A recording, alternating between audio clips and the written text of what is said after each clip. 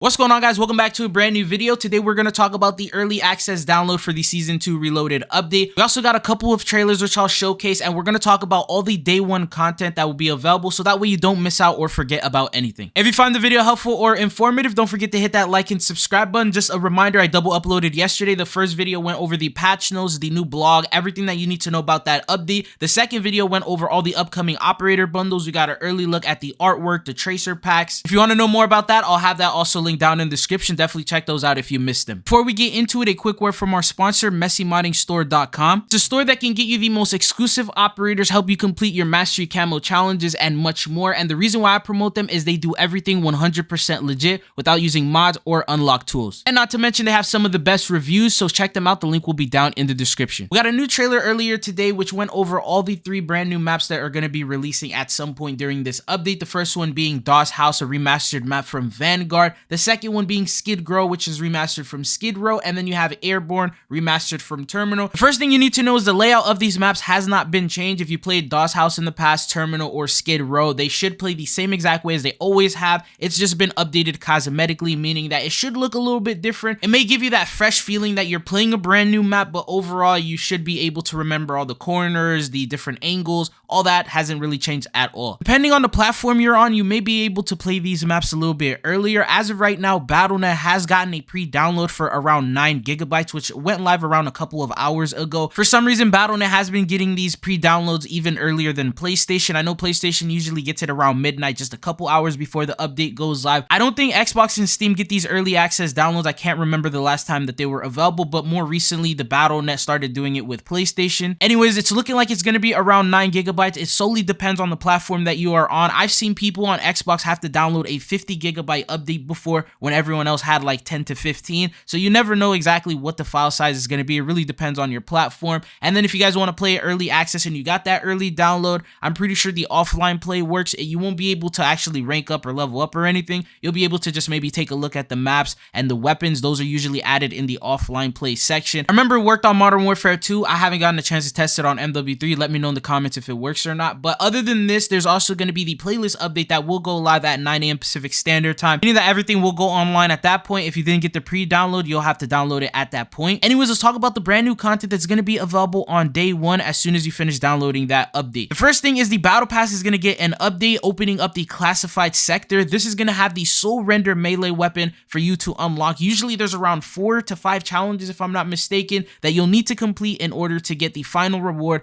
which is the sword melee weapon. A lot of times I've seen them put like XP tokens, they put in aftermarket parts, they put in a couple of cosmetics, not really the best items up until you actually get the melee weapon itself. This time around, they didn't really show us a photo of what that classified sector is going to look like. They just provided a photo of the Soul Render melee weapon, and that's pretty much all we got. But they mentioned in the blog post that that's how you're going to be able to unlock it. It doesn't matter if you own the Battle Pass. It doesn't matter what level you are or how many tiers you're into it. It doesn't even use Battle Pass tokens. They have individual challenges that you will need to complete, so anyone will be able to access all this content right on the first day as long as you complete the challenges. The second new weapon is the SOA Subvitter. This will also be available right away through the weekly challenges. Every Wednesday we get a new set. This upcoming set, you're gonna have to complete 5 out of the 7 weekly challenges. You can mix them up and match them up. If you want to do 3 in multiplayer and 2 in Warzone, you could do that. If you want to do 1 of each and do the rest in zombies, you can do that. But as long as you complete 5 of them, you will unlock the SOA Subvitter, and that's going to be the new battle rifle. Next thing that we will get on day 1, which is tomorrow, is going to be the Dune Rule of Fate event. This event actually starts on March 6th and goes to the 13th, so we have an entire week to do this event. This is going to be an XP based event which will have different rewards. They don't really show us exactly what they are. They just mention that there's weapon stickers, large decals, a weapon charm, an emblem, a calling card, and a weapon camo. And because it's XP based, you're going to need to get all the XP amount total in order to be able to get the final reward, which is going to be the weapon camo. And at around the same time when this event begins, there will be a new store update, and this will be adding the Tracer Pack Dune Part 2 Harkonnen Pack, and this is the new operator bundle that will be available. And the reason why I say that is because if you put this guy on, you get an XP boost, and usually they have to have the operator skin in the store for you to get that XP boost for the event. So you can also expect that store update will be live on the first day as well. And as I mentioned with yesterday's video, if you buy this bundle pack as well as the Paul Atreides bundle, you will unlock the Fadakin stealth suit.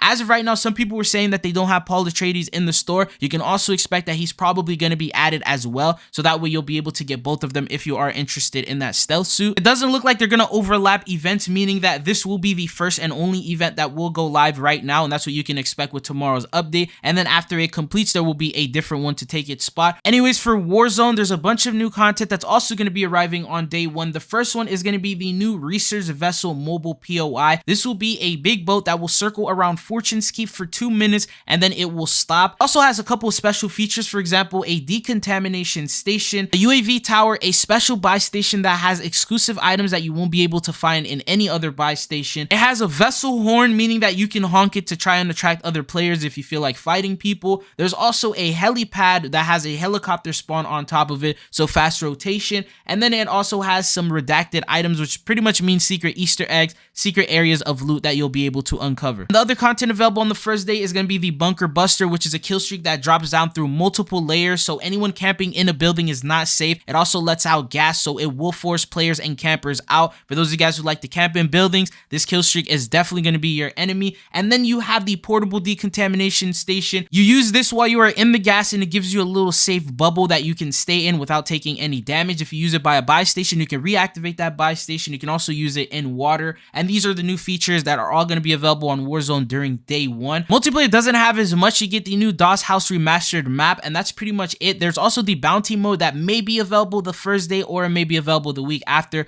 Not really confirmed. The Juggernaut, we know for a fact, isn't coming in until like a week or two when the Warhammer update goes live. Unfortunately, only 2 pieces of new content first day. If we're lucky, we get DOS House or we get bounty. Zombies, on the other hand, gets everything available on the first day. For those of you guys who have been waiting patiently because we didn't get anything in the first half, here's everything that you will get. First off, a new story mission. They don't mention missions. They only mention one mission, so that's a little bit disappointing, but this is going to be a mission that you go in with Ravenoff. The goal is to investigate a new anomaly. I believe Terminus Outcomes is also going to be there. And then there's a new Dark Ether Rift. You squad up and conquer the Dark Ether, which is a new location, not the first original one, but a new version of this. I'll be located in Al Said city of Al Mazrah. The next thing is you have a new Warlord Carries. She's going to be available by Orlov military base. You can go over and fight her. And then finally, there's going to be the new set of schematics that are going to be available for you to unlock and gain access to, and that's going to consist of the Bloodburner key, the new Mag of Holdings, and the VR11 Wonder Weapon. They don't mention any other thing like quality of life changes. They don't mention exfil streaks. A lot of the other things that were previously leaked before. It doesn't look like they made it to this update. Maybe they're going to introduce these items in the Season 3 update. As of right now, there's only a month of this update left before we jump into the next one, and they probably think that this might be sufficient enough content for us to go through until Season 3 goes live. So we'll have a little bit more information on that. They also showcase a little trailer showcasing the content that's going to be available. Anyways, that's everything that should be available on the day one of this update. If there are any surprises, I'll definitely cover it and let you guys know. As of right now, you can also expect the patch notes to drop around an hour to 30 minutes before the update goes live itself. This will cover the weapon balance changes, if they've updated anything to the quality of life, to the UI, the brand new meta weapons, if there's any big changes that they made, nerfs or buffs, we'll know about those, and I'll be covering them here on the channel. I'll also be covering the new meta loadouts for the Reloaded update over on the second page. I cover everything Warzone on that channel. Be sure to check it out and sub to it. We're getting close to 3,000 subs, so I would definitely appreciate if you guys would take a second to go sub to that. But that's all I got for you guys in today's video. Thank you guys for tuning in. Hopefully I'll be seeing you guys back on the channel again. Peace.